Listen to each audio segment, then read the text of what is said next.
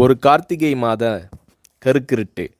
செங்கல்பட்டிலிருந்து படப்பிடிப்பை முடித்துக்கொண்டு எம்ஜிஆர் அவர்கள் நடுநிசி 12 மணி வாக்கில் காரில் வந்து கொண்டிருக்கிறார்.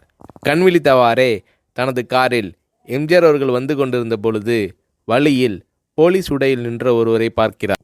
எம்ஜிஆர் அவர்களின் கார் அவரை கடந்து செல்கின்ற போது எம்ஜிஆர் அவர்களின் நெஞ்சில் பொறி தட்டுகிறது.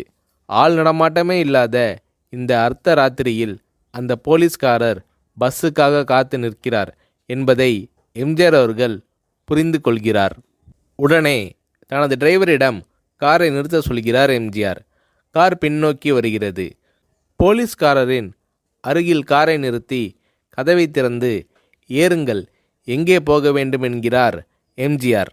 பரவாயில்லை, நான் பஸ்ஸிலே வந்து விடுகிறேன் என்கிறார் அந்த போலீஸ்காரர்.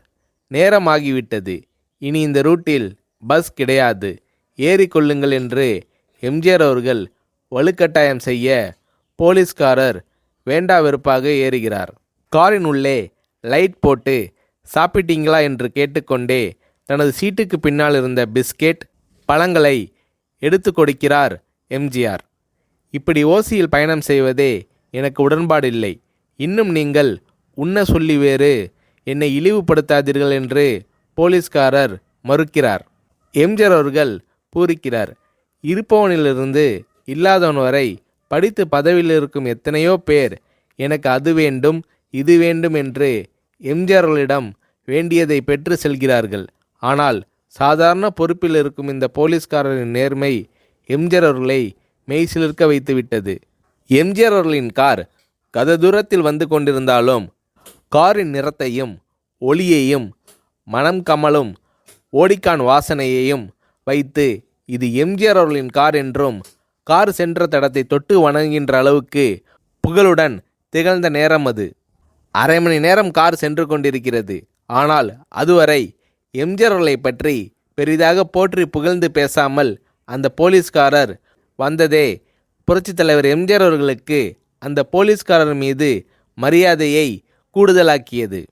நான் தான் எம்ஜிஆர் என்கிறார் எம்ஜிஆர். கேள்விப்பட்டிருக்கிறேன் என்கிறார் அந்த போலீஸ்காரர். பொன்மனச்செம்மல் எம்ஜிஆர் அவர்களின் முகத்தில் கோபம் இல்லை, பதிலுக்கு பொன்முறுவல் மலர்கிறது. என் படங்களை பார்த்து இருக்கிறீர்களா என்று கேட்கிறார் எம்ஜிஆர்.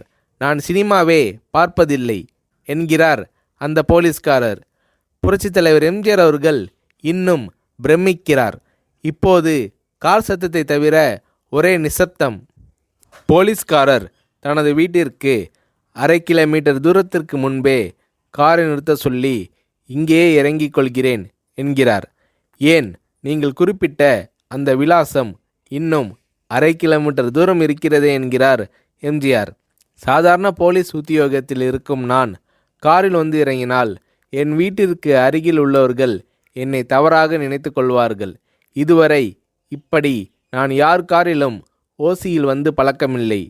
நீங்கள் எவ்வளவு தூரம் செய்த உதவிக்கு நன்றி என்கிறார் அந்த போலீஸ்காரர்.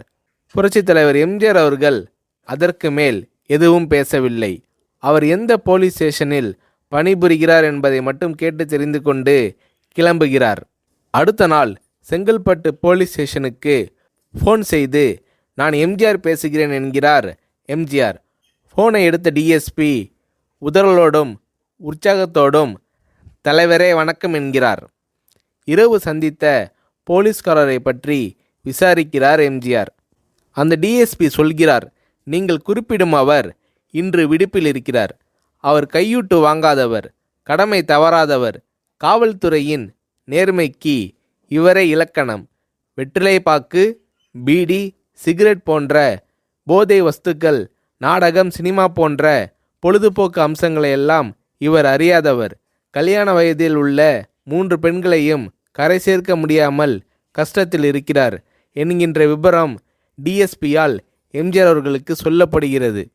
அவரை நாளை என் தோட்டத்திற்கு வர சொல்லுங்கள் என்கிறார் எம்ஜிஆர்.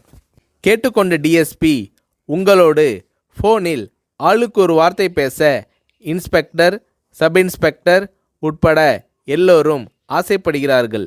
ஃபோனை அவர்களிடம் கொடுக்கலாமா என்கிறார். எம்ஜிஆர் அவர்கள் கொடுங்கள் என்கிறார். பேசுகிறார். அந்த போலீஸ் ஸ்டேஷனே புண்ணியம் பெற்றதாக மகிழ்ச்சி அடைகிறார்கள் அந்த போலீஸ்காரர்கள். மறுநாள் அந்த போலீஸ்காரர் ராமவரம் தோட்டத்திற்கு அழைத்து வரப்படுகிறார். அவரிடம் பேப்பரில் மடித்த பெரிய பணக்கட்டை கொடுத்து, இதை வைத்து உங்கள் பெண்களின் கல்யாணத்தை நடத்துங்கள் என்கிறார் எம்ஜிஆர். போலீஸ்காரர் மறுக்கிறார்.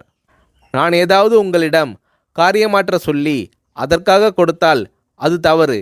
என்னால் ஆக வேண்டியது உங்களுக்கும், உங்களால் ஆக வேண்டியது எனக்கும் எதுவும் இல்லை.